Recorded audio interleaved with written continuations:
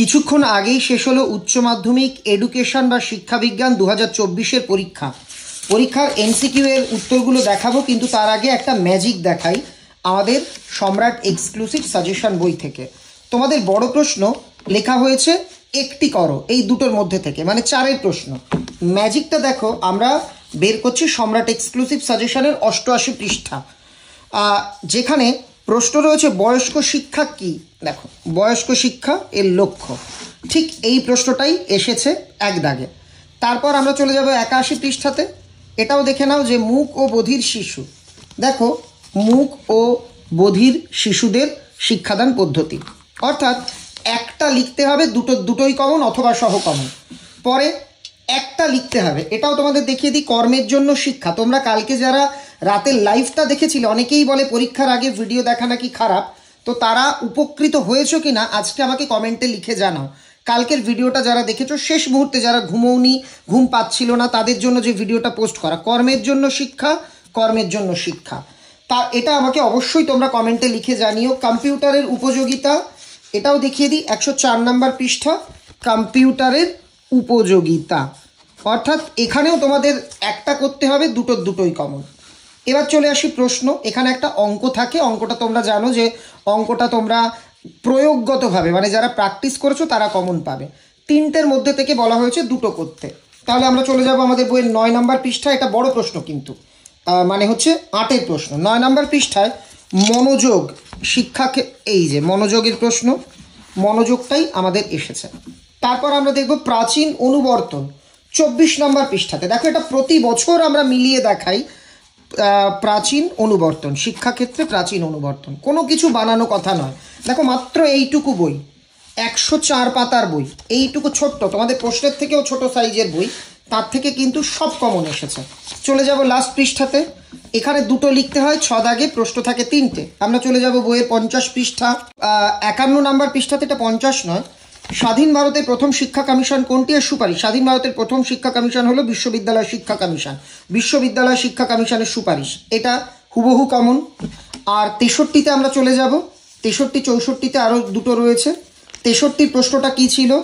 কারিগরি এবং বৃত্তিমুখী শিক্ষা। এই যে কারিগরি বৃত্তিমুখী শিক্ষা, এখানেও দেখো কারিগরি বৃত্তিমুখী শিক্ষা, এটা কিন্তু হুবহু কমন। আর পরের যে প্রশ্নটা, এখানে দুটো লিখতে হবে, দুটো হুবহু কমন।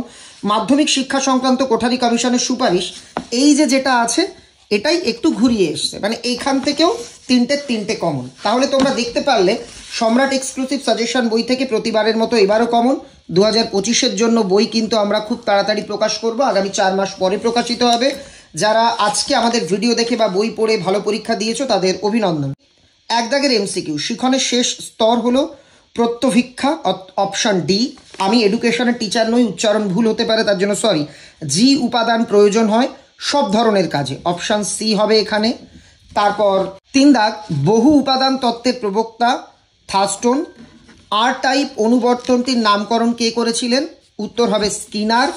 চলে যাব আমরা পরবর্তী পৃষ্ঠায়, প্রচেষ্টা ও ভুল শিখন তত্ত্বের প্রবক্তাকে? থর্নডাইক। অন্তর্দৃষ্টিমূলক শিখন মূলত সম্ভব হয় 10-12-এর শ্রেণী ব্যবধান 5 হবে। একটি সিম্বল আছে, এই চিহ্নটি প্রকাশ করে যোগফল রাশিবিজ্ঞানে।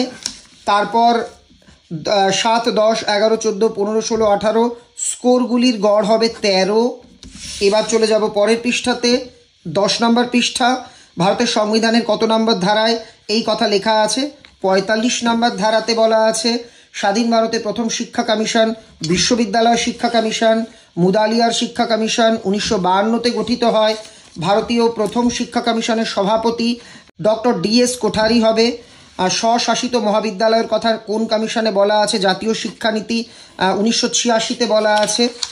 পরের পৃষ্ঠা, নিম্নলিখিত কোনটি রাধাকৃষ্ণ কমিশনের সুপারিশ? গ্রামীণ বিশ্ববিদ্যালয়ের সুপারিশ। বৃত্তিমূলক ও কারিগরি শিক্ষার সঙ্গে সম্পর্কিত একটি সংস্থা AICTE।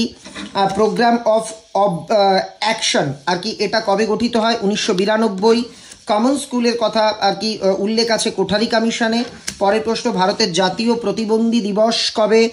15ই মার্চ। শিক্ষা স্ক্রিন রিডার যন্ত্র ব্যবহৃত হয় দৃষ্টিহীন শিক্ষার্থীদের জন্য। বয়স্ক শিক্ষাকে সামাজিক শিক্ষা বলেছেন মৌলানা আবুল কালাম আজাদ। পরের প্রশ্ন, ডেলোর্স কমিশন গঠিত কম্পিউটারের স্থায়ী স্মৃতিকেন্দ্র রোম, একটি মাল্টিমিডিয়ার উদাহরণ দূরদর্শন। অসাবধানবশত কোনো এমসিকিউর উত্তর যদি ভুল বলা হয় আমরা ফার্স্ট কমেন্টে মেনশন করে দেব। এবার দেখে নাও এসএ কিউগুলো। এবার এসএ কিউগুলো তোমরা একে একে প্রয়োজন অনুসারে স্ক্রিনশট করে নিয়ে নিতে পারো। এই হচ্ছে বিষয়। দেখে নাও পরবর্তী এসএ কিউগুলো। এই যে সম্পূর্ণ প্রশ্নটা তাহলে দেখানো হয়ে গেল। আশা করি আগামী পরীক্ষাও তোমাদের আজকের মতোই ভালো হবে। সবাইকে অনেক অনেক ধন্যবাদ।